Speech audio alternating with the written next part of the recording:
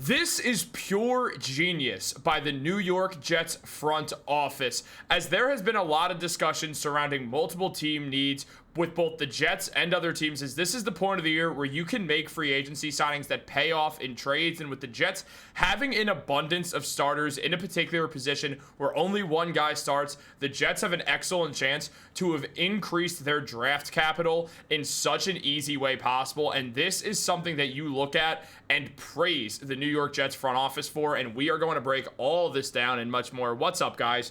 Welcome back to Jets Digest. It's Chris and Matt here, and we're going to jump right into things as always. Guys, if you're part of that 68% that's not subscribed to Jets Digest, make sure to subscribe.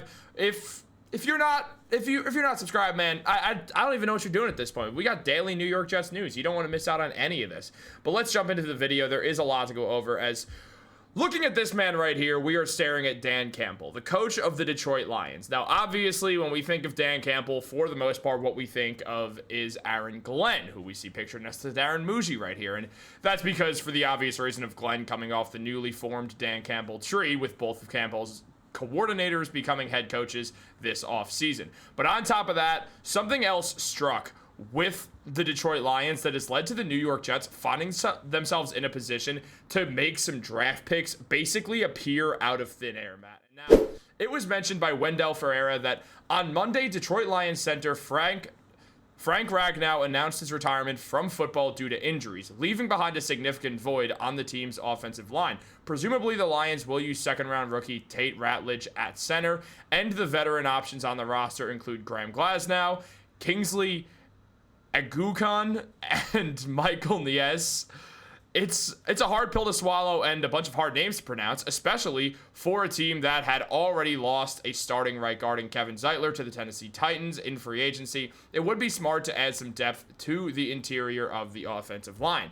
Now, here's where the Jets come in. As Ferreira mentions, back in March, the Jets signed former Green Bay Packers starting center Josh Myers to a one-year, $2 million contract. The deal also includes a $1.5 million in incentives, but only $1 million of it is likely to be earned, which means Myers' cap hit in 2025 is $3 million.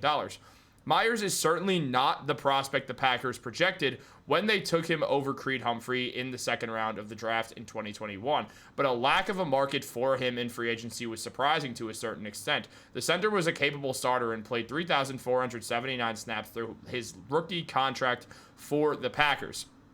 Last year, he allowed only one sack, 29 total pressures, according to Pro Football Focus. He had a decent 64.9 pass blocking grade and a 52.2 run blocking grade. Matt, as we've said in the past in regards to Myers, he's someone that PFF grades out as a starter. The Jets got an absolute steal when they signed him, but also having Joe Tippmann, and now these two, they are in the battle for that starting spot, but we know that Tippmann is sort of the guy who's more likely because of the age thing and the fact he's been on the team, but again, this organization didn't pick him. So right now, everyone knows where we're going here. The New York Jets have a chance to get something. Yeah, this is a very, very fortunate for the New York Jets. We have two starting quality centers on our offensive line fighting out for, like you said, one spot, that starting center position. The Detroit Lions just lost the second highest graded center by PFF in the NFL last season. That's a huge loss. We know they want to build their team around their offensive line and punish people in the run game while protecting Jared Goff as much as possible. We saw in the NFC Championship game, in the NFC divisional round of the playoffs last year, when he's not protected, he makes mistakes. You got to make sure Jared Goff is protected. And we have a player who can absolutely help them out in Josh Myers.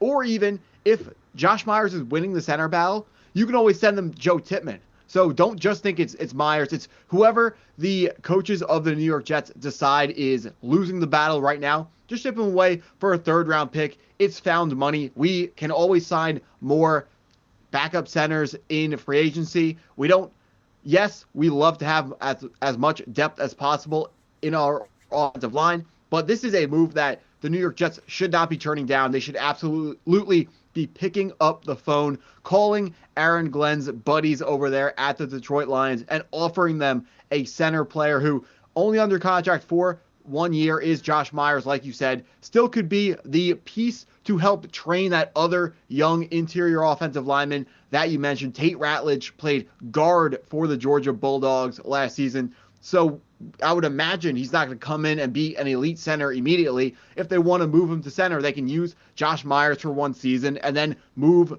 Tate Ratledge, or they would teach him how to be a center at the next level behind Josh Myers. And then next year, Tate Ratledge and his glorious, glorious mullet could be the starting center for the Detroit Lions. It's especially difficult to learn how to play center because you got to remember you have to snap the ball where your eyes are going to be down and then quickly get your eyes and hands up to get them on the defenders coming at you. It's the hardest of the three interior offensive line positions to play. You got to make sure you have a good center, someone who is going to be having a good connection with your quarterback so he's not snapping over the guy's head, snapping the ball when he isn't ready. You want to make sure that's a position that you have locked down.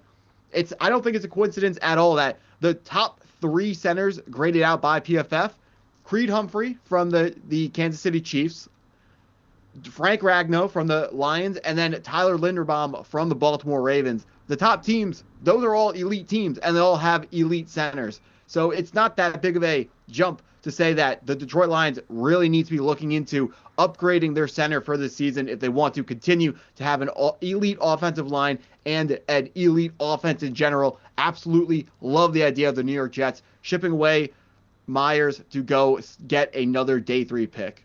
I agree. It makes total sense. And people follow Jets Digest because we have fun conversations and talk about we know football. But here's the thing. This is not my most educated take, but isn't it just so satisfying when you have a really good center? I don't understand why, but it is. I know that left tackle is the most important position on the offensive line. It's not lost to me. There's just something satisfying about a good center.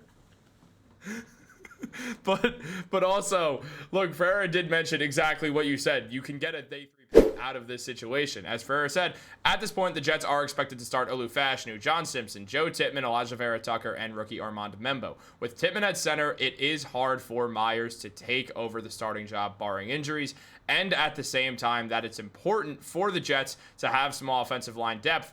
A day 3 pick for Myers would be more aligned with what this franchise plans to do. And I mean, on top of it, Matt, I think one of the big things here is just the fact that, I mean, as you mentioned, Myers is on that 1-year contract, and it's easy. If he's going to start, they're going to extend him. It won't be that hard, but you never know what's going to happen with a 1-year contract where you have Joe Tippmann, and I know he's been here for 2 years now, but you have a guy who was drafted to a team, is starting to see the kind of shift the Jets are making, and as long as he's on board with everything, and the way the Jets fans have absolutely gone to adore Joe Tippmann, it feels like Jets fans would be crushed if Myers wins this. And on top of that, it just feels like the younger Tippmann, who has just shown the Jets that he's got a lot more room for improvement, as well as already being a good player.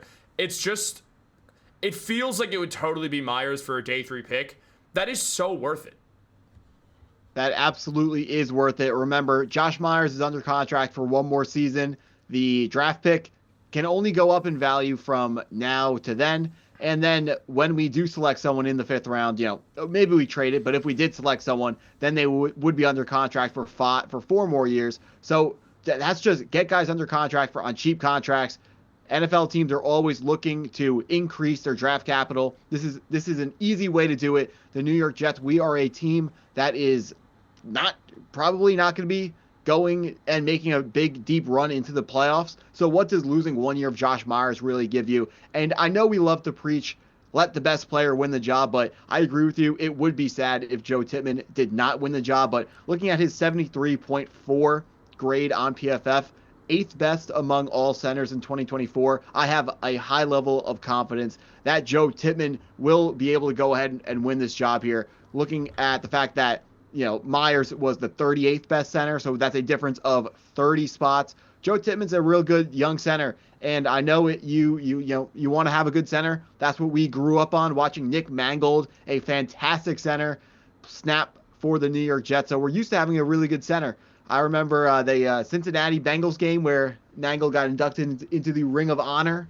That was pretty cool as well, and just want to get that offensive line to be as good as it can possibly be, but with a 5th round pick, there is just so much more that this team can do with that asset than what they can do with Josh Myers. That actually explains a lot why I find having a good center is satisfying. It's like how the stereotype about therapists is so your childhood, it's Actually, that lines up.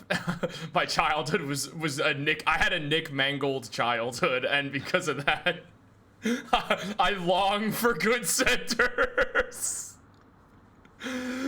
But it is good. It is nice that the Jets have found themselves in this situation. Usually, I mean, over the past couple of years, they've had the worst lot of just offensive linemen. Things have just started to really change. They have this young offensive lineman group. I think it's totally worth it. And I mean, look, obviously you're not going to get someone as good as Myers in free agency right now. But if you need more depth, you could always just go back into the free agency pool and pick up some veteran who, even if he's not going to be what he was, just gives you depth and like a knowledgeable player. I mean, if nothing else, I'd be surprised if having Tyron Smith wasn't at all good for the Jets offensive line players. Like, this is a dude who knows what it's like to be the best offensive lineman on a great team. Like, as long as Tyron Smith wasn't, what? I'm confused. Why are we talking about Tyron Smith? Just on the fact of having a veteran around. I know no one wanted him for his skill. Bring in a Tyron Smith type. Just bring in someone who center, obviously. Yeah, okay. Yeah, you could basically just bring in a veteran. Like, all I'm saying is I'd be shocked if having Tyron Smith with those younger offensive linemen couldn't have at all helped them, just because he's been at the top of his game in the NFL. So what you're saying is last year, even though Tyron Smith underperformed expectations on the football field, it was still beneficial to have him in the locker room. Yeah, I'd be shocked if that's not the case. Yeah, with the youth that we had on this offensive line. Exactly. But also my head just keeps going, what if he was like Aaron Rodgers and wasn't helpful at all? So it's that situation. No, Aaron Rodgers. Well, Aaron Rodgers, he wasn't not helpful at all. He was actually negatively helpful. Take a look at that salary cap. That's fair. Well, at least we have Joe Tippmann, and we might get a day 3 pick for Josh Myers, and we love to see it. And also, we have good center play, which I apparently needed in my life. Guys, what do you think? Let us know down below. Like this video, subscribe, turn on post notifications. Have a great day, and go Jets.